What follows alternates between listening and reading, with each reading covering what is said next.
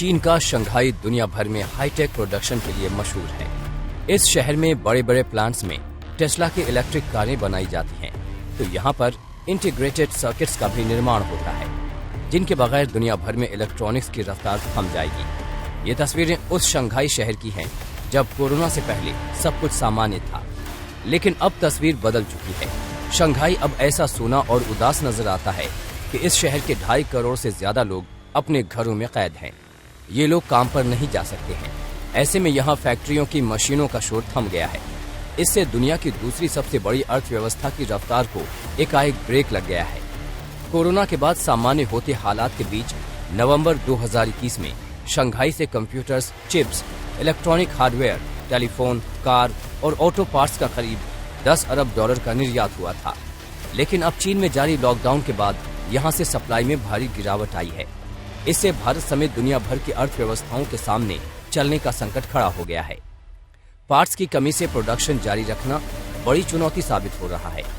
Shenzhen और Guangzhou चीन के 2 और प्रोडक्शन पावर हाउस प्रांत हैं, जिनमें भी उत्पादन पर कई इलाकों में लॉकडाउन लगने से असर हुआ है। इन दोनों प्रांतों से दुनिया भर में हार्डवेयर, इलेक्ट्रॉनिक कंपोनेंट्स, केमिकल्स और फार्मा के कच्चे माल की सप्लाई की जाती है।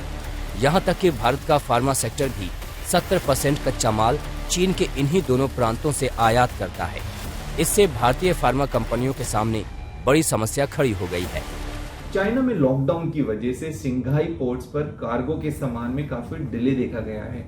करीब दवाइयों की मैन्युफैक्चरिंग में इस्तेमाल होने वाली 70% APIs को इन्हीं कार्गो के जरिए इंपोर्ट किया गया है। हालांकि मौजूदा कोविड केसेस के हालात की वजह से इन APIs के इंपोर्ट पर काफी असर पड़ा है, जिससे आने वाले टाइम में भारत की मेडिसिन सप्लाई चेन पर भी असर हो सकता है।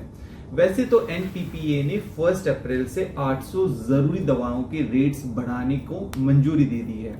अगर फ्लाइट से इन APIs के ट्रांसपोर्ट की बात की जाए तो इससे लागत काफी बढ़ जाएगी और इन दवाओं के और महंगे होने का काफी चांसेस होगा, जिससे कॉमन पब्लिक की जेब पर भी काफी असर पड़ सकता है। हालांकि शंघाई में रविवार को 26,000 से ज्यादा कोविड केस मिलने के बावजूद धीरे धीरे प्रतिबंधों को हटाना मजबूरी बन गया है। लेकिन अभी तक के लॉकडाउन से चीन में आर्थिक गतिविधियां 2 साल के न्यूनतम स्तर पर पहुंच गई हैं। यहां तक कि मार्च में कारों की बिक्री भी लुढ़क गई है। मार्च में चीन में महंगाई का भी अटैक हुआ है और सब्जियों के दाम 18% तक बढ़ गए। लेकिन लॉकडाउन के असर अभी और भयानक रुख इख्तियार कर सकते हैं, क्योंकि चीन में धान, सोयाबीन और मकई की फसलों की बुआई भी नहीं हो पाई है। इससे इनकी कीमतों में बड़ा इजाफा होने की आशंका है। आर्थिक हालातों में आई इस गिरावट से चीन के शेयर बाजार भी कमजोर हो रहे हैं। ऐसे में चीन का सेंट्रल बैंक रेट कट का फैसला भी कर सकता है, जिसका सामना दुनिया नहीं करना चाहती।